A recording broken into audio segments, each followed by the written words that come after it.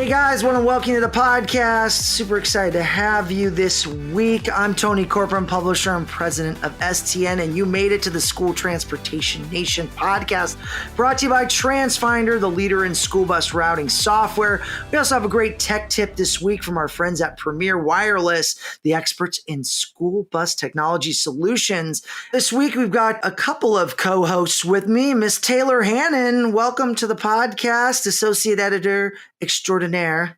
Hello. It's good to be on it again. I'm just coming out like a substitute pitcher. I think you said, I kind of fill in where needed. Reliever. Yeah, no problem. Well, we're getting the August issue up to the press. So we're really excited to have a new edition for you guys to check out in a few weeks. But, it takes a little work to cook up the special sauce, and we've been working on it all month, and we're ready to send it. And you guys will have your issue soon here, a couple weeks. Before we dive into that, I know Taylor is going to be talking a little later with Donna Lopez, school bus driver trainer in California. She wrote an article about her as well on the STN website. So Taylor will be able to dive into that conversation a little bit. Also, Mr. Ryan Gray is talking with Ritu Narayan, founder and CEO of Zum, who's a network transportation company who just announced they're going to be a school bus contractor as well. And guess what? They're jumping in deep end of the pool, 10,000 electric school bus purchase over the next 4 years. It is an aggressive, ambitious goal, and we are excited to talk to her about where they are headed. So wonderful stuff. I know Ryan and I and Taylor have been talking all about the upcoming conferences as well. STN Expo, Indianapolis coming up October 1st through the 5th. We're working really hard to get all the agenda tight. We got Ross Bernstein, keynote speaker, just won a big award. He's going to be in the Hall of Fame. We got a Hall of Fame speaker for you coming to STN Expo Indianapolis. Ross is a business speaker. He talks all about sports, makes that connection between, coaches and how you should coach your team to kind of get that championship level play out of them. So really excited to see Ross. He's got a great video on the STN Expo Indy website if you want to check that out. Also, Tim Gard, who is a humorist. So, he kind of pokes fun at situations, kind of try to diffuse the serious with a little humor. Got to kind of bring it down a notch when things go wrong. But it's nice to always have that humorist on board to kind of lighten up the mood at any conference. So excited to see Tim as well. And hey, guys, if you're really interested in coming, I got a special offer for you. If you go and register and you enter the word podcast into the special offers section, you're going to get $100 off your registration. So we'll lock off $100 with code podcast. So make sure and check that out. Also be sure to save the dates for the TSD conference, which is Transporting Students with Disabilities Special Needs, 17th through the 22nd of November, and STN Expo in Reno, December 4th through the 9th. All that info can be found at stnexpo.com. Click on any of the respective shows, and we will take you right to the educational agenda, speakers, vendors, all the great networking events. We've got it all for you. So excited for that. But before we dive in, Taylor, I got a question for you. You ready? I'm ready. All right. Have you heard about the all-new Route Finder Plus getting pumped up? I don't think I have, Tony. Well, you know what? We already know how powerful TransFinder's browser-based Route Finder Plus is with full calendar-based routing, artificial intelligence optimization, option for right-side pickup and approach, powerful report writer, and unlimited user-defined fields. TransFinder also recently made some amazing new features available to pump it up, like live traffic option, form fill to make all your paperwork forms electronic, email mail merge with student schedules, exceptions on student schedule as well.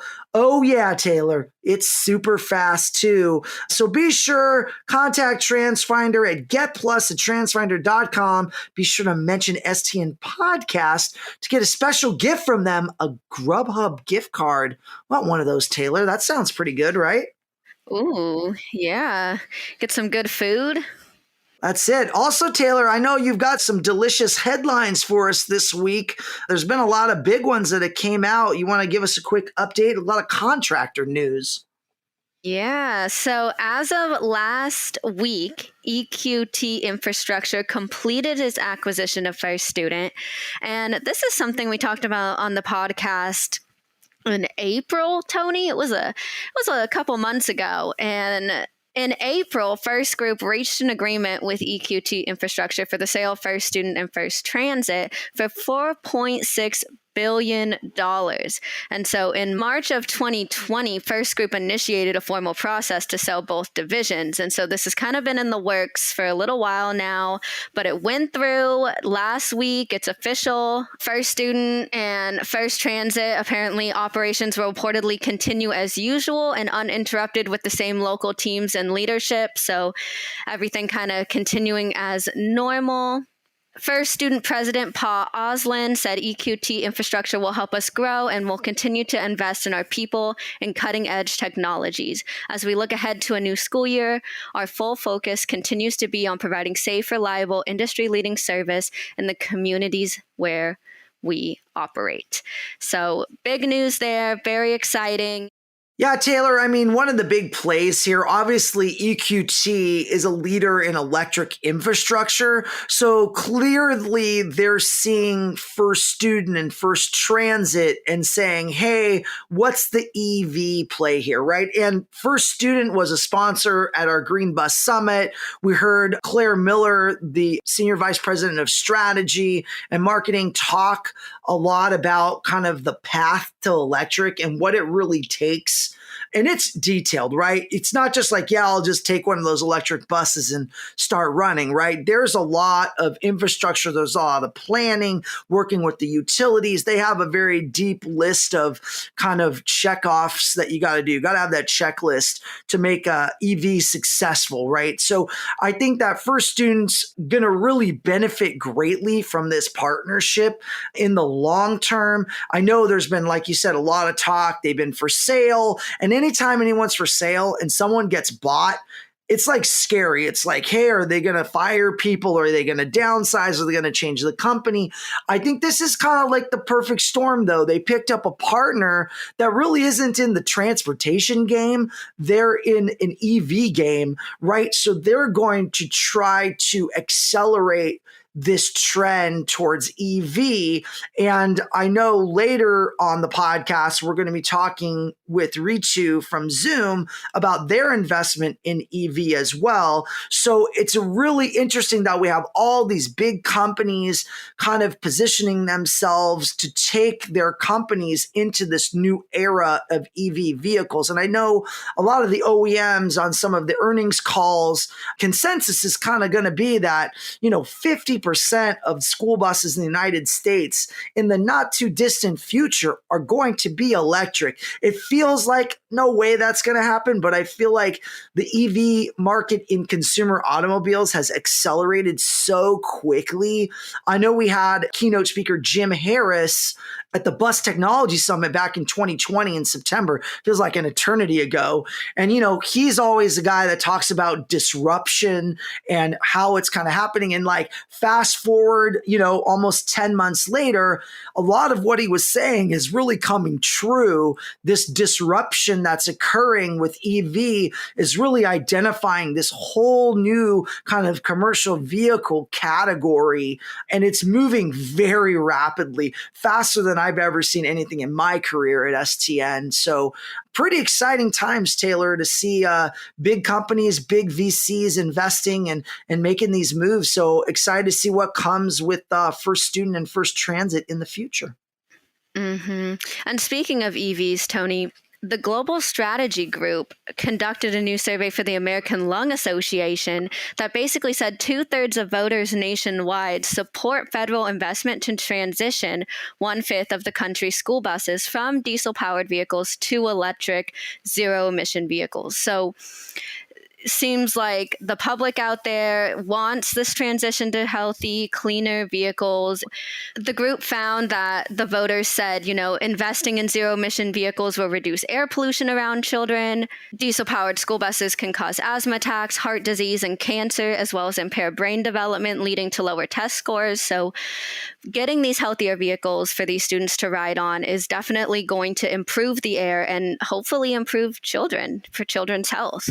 Yeah, I know, Taylor, we've talked a lot about air quality and the value of air quality and air quality solutions that have kind of entered into the market more with air purification, air ionization. So things like this really kind of shine a bright light on maybe the importance of air quality solutions and how school transportation professionals might want to give a second thought or a second look.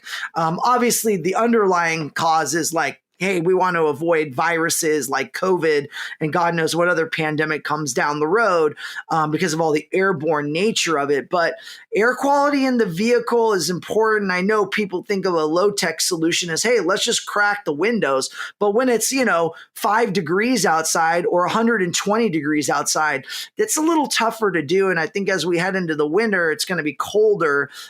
So I think districts are really challenged with, hey, what do we do? How do we make the right decision? And also, I don't know if you're seeing the headlines, Taylor, but there are a crazy amount of fires all over the country. You want to give us a breakdown on what's going on with that lately too? Yeah, Tony, there's currently 79 large fires kind of across the U.S. right now, which is also another good reason, right, where you don't want to open those school bus windows. You don't want children breathing in that smoke. But states currently reporting these large fires, we got Montana, Idaho, California, Oregon, Washington, Alaska, Wyoming, Arizona, Utah, New Mexico, Colorado, Minnesota, Nevada, right? Like there is a lot going on, and my heart just goes out to everyone affected right now. Anyone who's having to relocate because their house is maybe in this danger zone. We're all thinking about you and wishing the best. Yeah, it was funny too, because I was having a conference call with a friend of mine, John Benish Jr., who's the chief operating officer at Cook Illinois Corporation in Chicago. And he's also going to be our past president at NSTA. I'm headed to their conference here and going to be reporting next week's podcast on all the great things that are happening there. In our conversation, he's like, man, we're seeing ash. We're seeing horrible air quality in Chicago, in Illinois. And I was like, wait, is there a fire in Illinois? It was like, no, that's all the fires coming from the West Coast that are blowing our way across the country. So I think, it becomes a much larger issue. It's not just a hyper local issue. Air quality and the movement of all this smoke and potential harmful contaminants in the air, that's really going to hit people. So it really kind of grounded me for a second, like, wow, it's traveling that far. So yeah, kind of wild, Taylor, to kind of see some big things happening in the news like that. So guys, definitely consider your air quality solutions. There's a lot of providers out there these days to help you kind of look at that. And there's CARES Act money too. So you can get that stuff paid for by government funding. You got to check that out. See if you can get a reimbursement. Talk to your superintendent, your school board. These are really important things. And I think it's very present in people's minds right now, very top of mind with all the things happening when affecting air quality. So really a good time to reach out to those stakeholders and see if you can't make a difference, and then translate that to the parents and let them know what you're doing to kind of keep the kids safe going into the new school year, right? Because we're ramping up for the new school year. I'm sure everybody's thinking about it. You may be on vacation, you're coming back from vacation, and here we are, right, coming back into the ramp up cycle for school startup for the 21-22 school year. So really interesting to see what's going to happen. Super exciting interviews coming up. Brian's going to be talking to Ritu Narayan from Zum. Looking forward to that conversation. All right, I want to welcome now to the School Transportation Nation stage, Ritu Narayan. She is the CEO and founder of Zum, transportation network company that is operating nationwide now. I know a lot of business up in the Bay Area. And Ritu, thanks for joining us today. Thank you, Ryan. I'm so excited to be here with you today. Absolutely. And that excitement, I'm sure, extends to an announcement you guys made recently with AutoGrid on virtual power plant technology using school buses. So I think that's something that we've talked a lot about in this industry, the concept of electric school buses plugged into the grid and providing power for their own buildings, certainly for the community, a lot of emergency weather related, issues that perhaps could be addressed. Tell us about that. How did Zum, a transportation network company, get involved with school buses to begin with? Yeah, great question. So let me take you on that ride for 2-3 minutes on how we started and how we reached here and to the virtual power plant today. So Zum was started out of a very personal need of mine. I had a very challenging time finding safe and reliable rides for my children. And as I was working in Silicon Valley with eBay at that time, I remembered my mom 30 years back in India had left the job to raise me and my siblings for the exact same reason. And it was just an aha moment that this problem is universal, this problem is generational, nothing has changed, and I need to do something about it. So initially we started out serving direct to parents, and people used to call us Uber for Kids or TNC as you're saying. And early on, we started approaching schools, asking them, would they want their parents to use us or would they want to promote us to their parents? And schools started asking us, wow, this is an amazing platform, such thoughtfully and built in a modern way. Could you take some routes from us and serve our students? And we started doing that. We were very successful in it. We were able to provide flexibility, efficiency, and complete modernization to the schools. 2 years back, we had this thesis that we can provide the full power of flexibility, efficiency, and sustainability only if we take all of the school routes and full comprehensive school transportation, including the buses. And with that thesis in mind, we basically started taking larger contract. The first contract in that direction was Oakland Unified School District in the Bay Area. And the second big contract we took over was San Francisco Unified School District, which is transporting around 3,500 students every day on 206 buses and few alternate routes. And in both of these areas, we are actually providing the full power using a technology of visibility, transparency, efficiency, and sustainability. So one of the key tenets for us was to convert their existing fleet, that diesel buses fleet, into the electric vehicle fleet over the next 3 to 4 years. And as we do, the interesting moment in time that we land here is that Biden is also having a very big push for school bus electrification, and that's also giving a big push in this direction. Interestingly, school bus battery is the largest battery on wheels.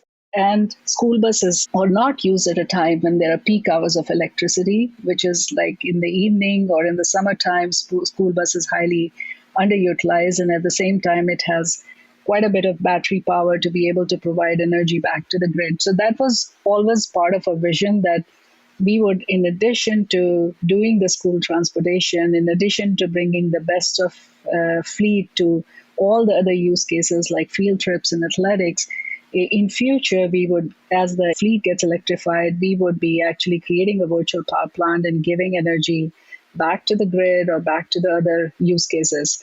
Our announcement last week was actually in that direction. We partnered with a leading software AI vendor for energy. And as part of that, they would be actually providing the software to tell us when the electric vehicle should be charged, what's the price of the electricity at what time, when should we be giving electricity back to the grid.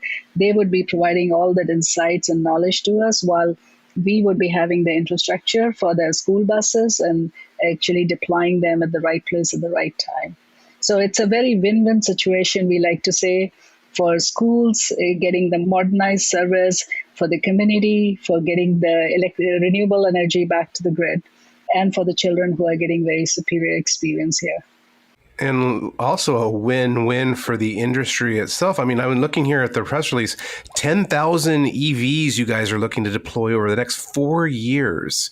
That's pretty ambitious stuff. And I'm sure that you have several OEMs that are knocking on your door saying, hey, we'll be happy to talk to you. Mm-hmm. That's right. It is very ambitious. Zum has been very successful in a very short amount of time, and it's because of the strength of our technology platform and the value proposition, and also a moment in time where the change has become imperative. It is almost like a problem hidden in the plain sight, and there's a change in the asset class happening to electric vehicles. So yes, we are very excited about bringing this change to this industry. So what's the time frame? You said obviously, over the next 4 years. Is this something that we should expect to see in this coming school year, the coming next couple of months, that electric school buses with the Zum name on the side will start getting seen, at least around the Bay Area or in parts of California?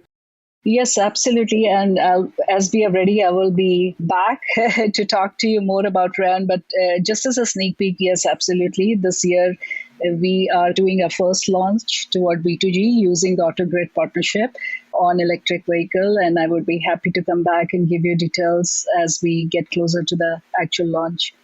Outstanding. Well, we'll certainly be looking forward to that. And I know with eventually 10,000 EVs out there, you guys will have a lot of data to share with the industry. So, Ritu, thanks so much for coming on with us and sharing what's going on with Zum. Thank you, Ryan. Pleasure speaking with you. Hey, I really enjoyed that interview, Ritu. Thanks so much for jumping on, Ryan. Technology is a big thing these days. And before we dive into the conversation with our own Taylor Hannon and Donna Lopez, I wanted to bring you this week's tech tip from Premier Wireless, the experts in school bus technology solutions. Hey, Wi-Fi is everywhere except on the school bus. Premier's Connect Ed bus Wi-Fi solution turns travel time into extended learning time by enabling students to study while riding the school bus to and from school, making them better prepared for class and improving those test scores. The Connect Ed bus provides real-time access to bus cameras and DVRs too, increasing school bus safety. Plus, the $7.17 billion Emergency Connectivity Fund provides the necessary funding to add Wi-Fi to your school buses. And hey, the deadline is August 13th, so don't wait. Contact Premier Wireless today, 281-667-0400, or visit them online at premierwireless.com. And don't forget to mention STN Podcast when you talk to them. Want to be sure you let them know we sent you. All right, Taylor, take it away. Hello, everyone. I am back here with Donna Lopez. She's a school bus driver trainer in the state of California, and she actually has a really interesting perspective to share. So I'm very excited for you guys to hear what she has to say. But hello, Donna. Welcome. Hi. It's good to be here today. Awesome. So can you give us a little bit of background? Who is Donna Lopez? How did you get started in people transportation? First of all, Donna Lopez is, according to my friends, one crazy lady. I have a lot of things going on most of the time. I started out in pupil transportation about 32 years ago. When I first started out, I did not realize it was going to be a lifetime career. At the time, it was just I was looking for a job to help make ends meet at home, and I wasn't necessarily looking for a career, although I was very young, so what did I know? I started out just by answering a newspaper ad. I was between jobs, and I was getting impatient, waiting for the right thing to come along, and I answered the newspaper ad. The next thing I know, I was sitting in a class as an original school bus driver. Didn't really know what that meant until after I did the job for a couple of years. I remember when we talked earlier, you said the ad read, work while your kids are at school, be home when they are home, and free training. So what kind of grabbed your attention on that? So I didn't put it all together until much later on. What it really meant was when your kids are on vacation, then you're home with them. Weekends, you're home with them. Holidays, you're home with them. Didn't necessarily mean that you didn't need a babysitter at certain times of the day. And so that caught my attention because I had 4 kids at home. I had 4 kids between the ages of 2 years old and 9, almost 10. 3 of them were in school and 1 of them was still at home. But I jumped at the chance And like I said, the next thing I know, I was sitting in a class and didn't realize, wow, I guess I'm going to be a school bus driver. It took a little bit of time, but I became a school bus driver. And you've been a school bus driver now for 32 years. So that's impressive. What did you love about driving? What's your favorite part of the job? One of my favorite parts of the job is getting to know the students and then the parents. You get to know them, and you know the parents that are really there to make sure their students are learning and following directions and learning what's expected of them. I didn't really fall in love with the job until about 2 to 3 years after beginning the job. So a couple of minutes ago, you mentioned about the free training. For the company that I went to work for, it was free, but there was a couple of conditions that had to be met. And you might get tickled by this, but after being with that company for about a year and I think it was a year and a month, summertime came around and there really was no work for summer. So I went to go work for some place that was it was like a packing company making food trays. And I went to work for them for the summer. And I thought, well, I kind of like this. Like I was still undecided of what I wanted to be when I grew up. So I was undecided and I thought, I think I'll do this for longer. So I went back to the company that trained me as a school bus driver. And I told the boss, I said, I think I'm not going to come back in the fall. And he sat behind his desk and he opened up the drawer and he pulled out a piece of paper and he said, remember this? And it was a contract that I signed that I would stay with them for 15 months or they would charge me for the training. Oh. And I thought, I guess I'm coming back in the fall. So, but it took that much longer for me to realize how much I loved the job. And for that particular company, it was special needs students. So I kind of fell in love with those special needs students because they need us more than any of the other students need us. Mm-hmm. So, I mean, if that makes sense, they grab your heart right away because they have no one else besides their own parents or their caretaker that's going to look after them like their bus driver will. And you were so, in love with your job that you even became a trainer, right? So what inspired you to then take your knowledge and teach other people?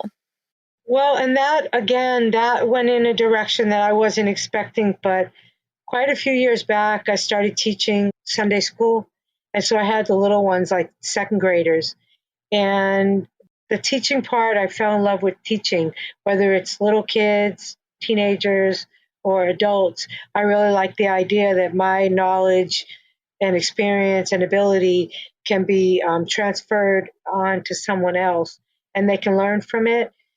But about 5 years ago, we had a director at our facility that I retired out of, and he kind of encouraged me to become an instructor.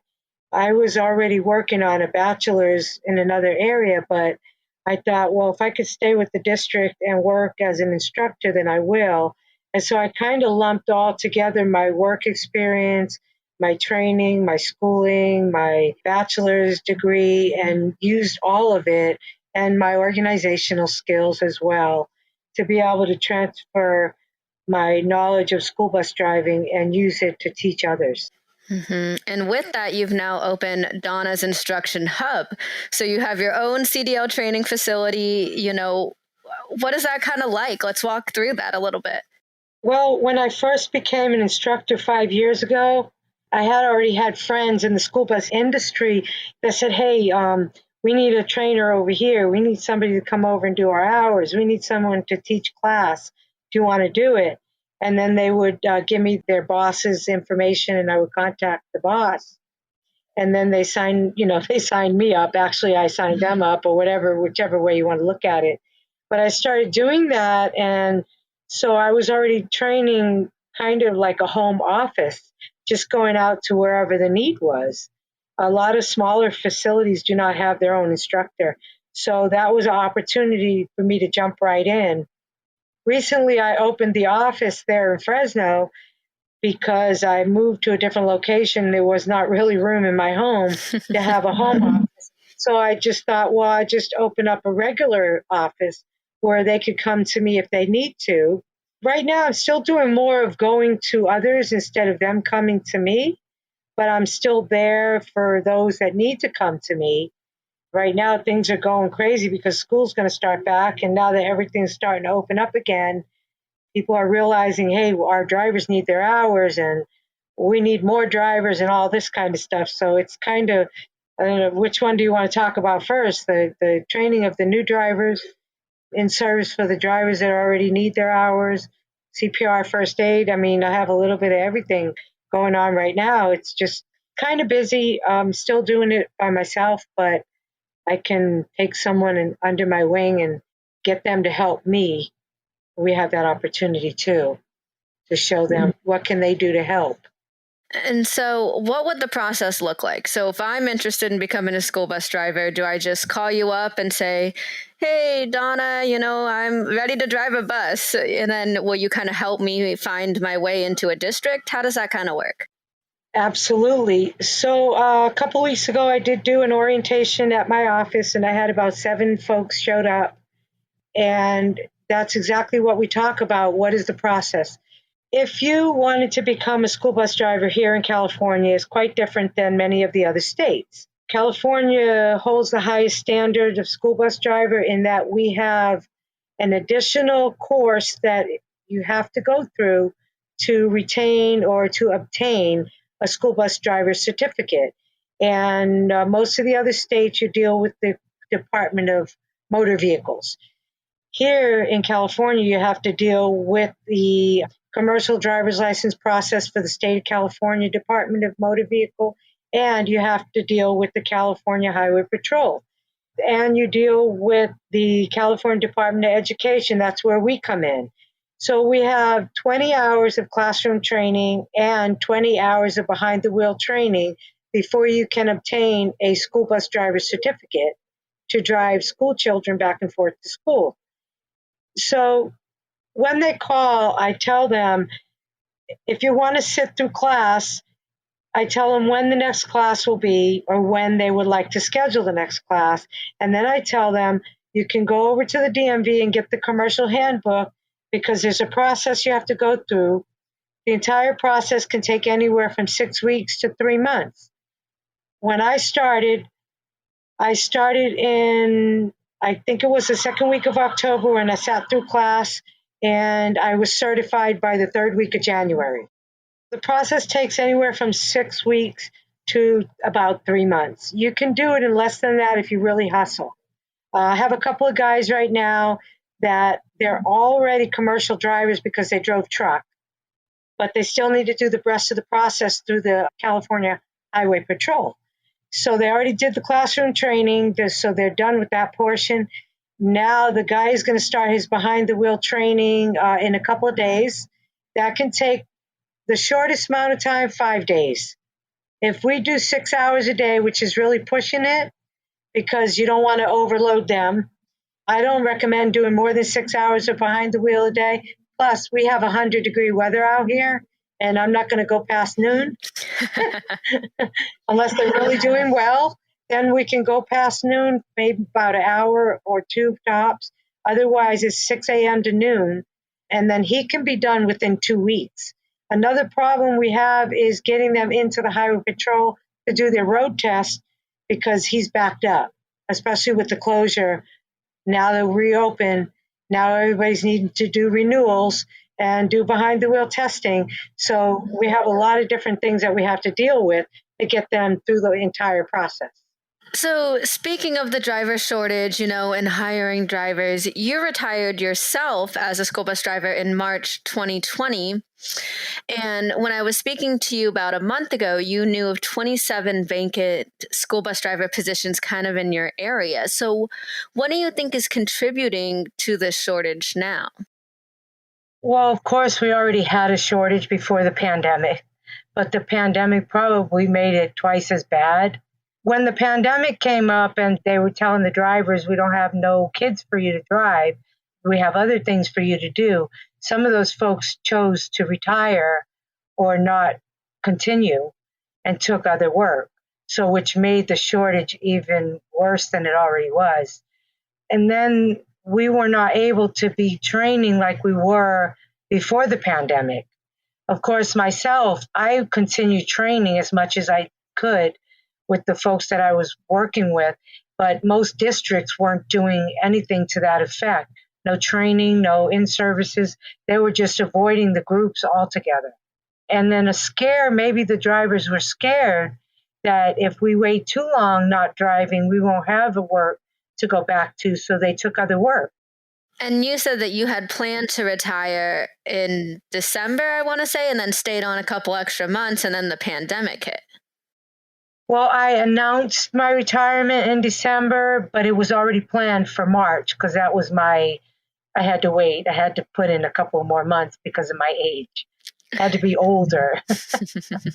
But so I already had the plan, and then all this other stuff hit.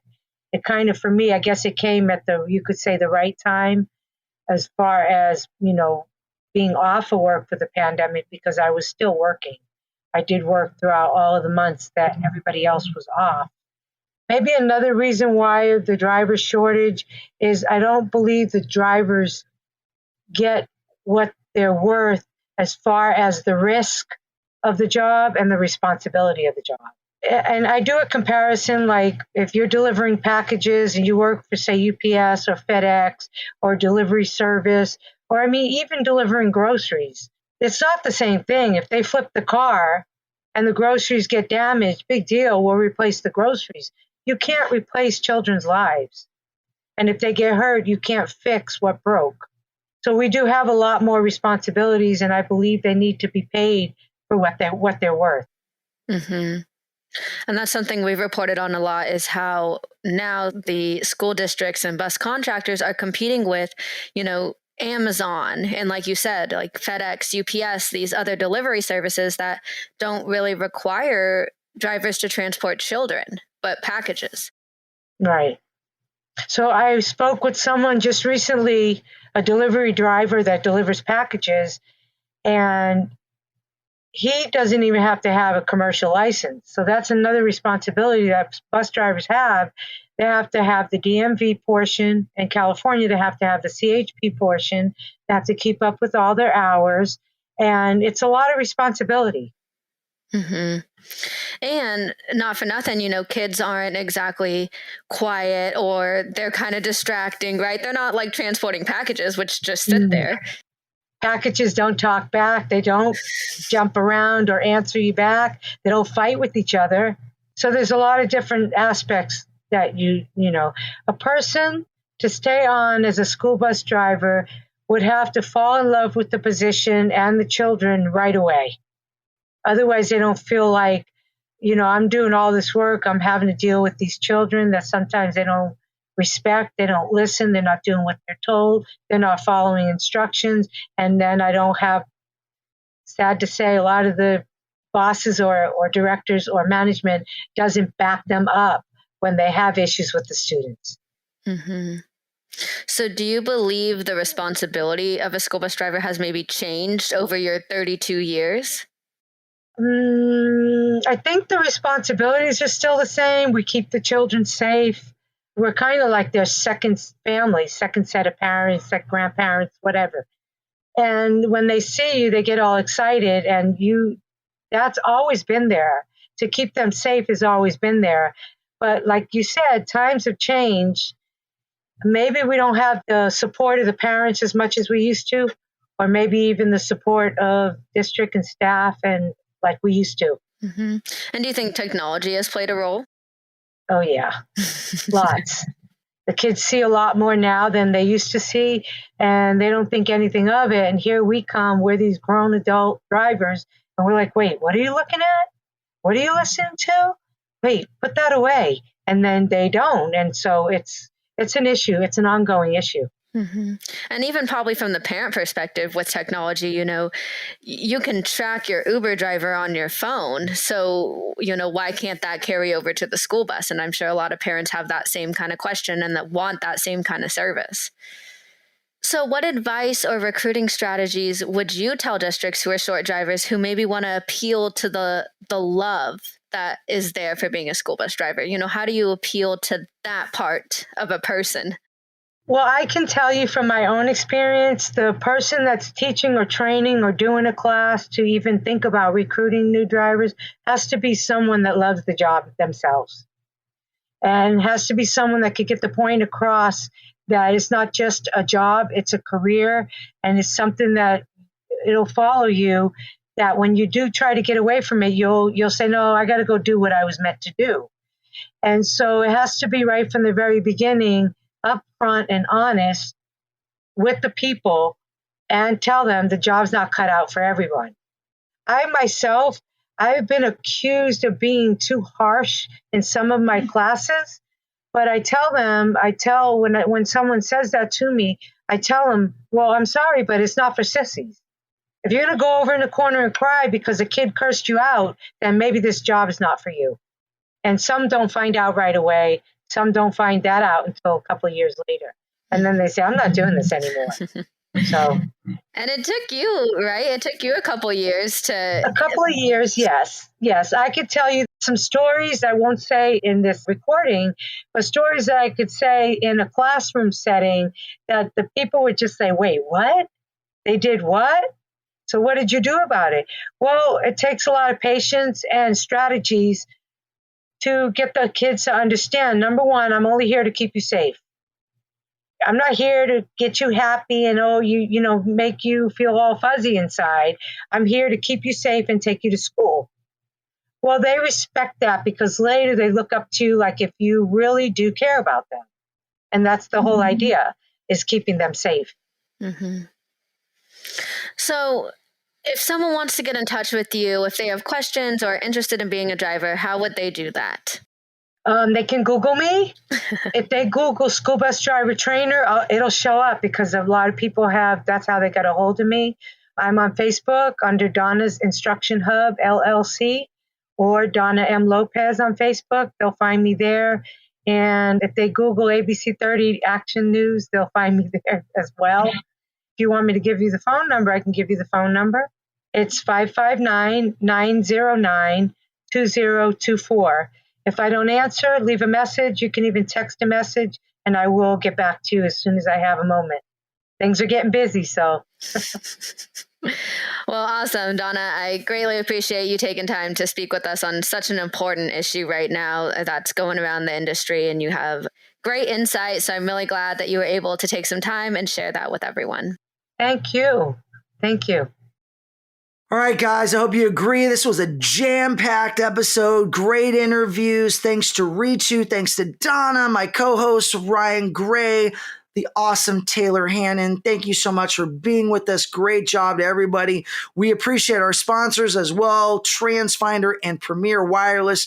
Thanks so much for sponsoring this episode. Hey guys, check out stnonline.com for all the latest news, information, updates on everything related to the conferences, all the things happening in the world in school transportation, legislative bills. There's a lot happening there. EV funding, Wi-Fi funding, CARES Act money.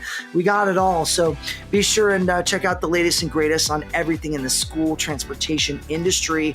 Don't forget also Lock in the Savings podcast. Use that code STN Expo Indianapolis. Save $100 when you check out. Be sure code podcast, and go to stnexpo.com for all the info on all the upcoming conferences. And last but not least, don't forget to subscribe, stream, review our podcast. We love those 5-star reviews. Check it out on Apple Podcasts, Spotify, stnpodcast.com, or wherever you listen to podcasts. I want to thank you for listening, and we love you, nation. Take care. We'll see you next week.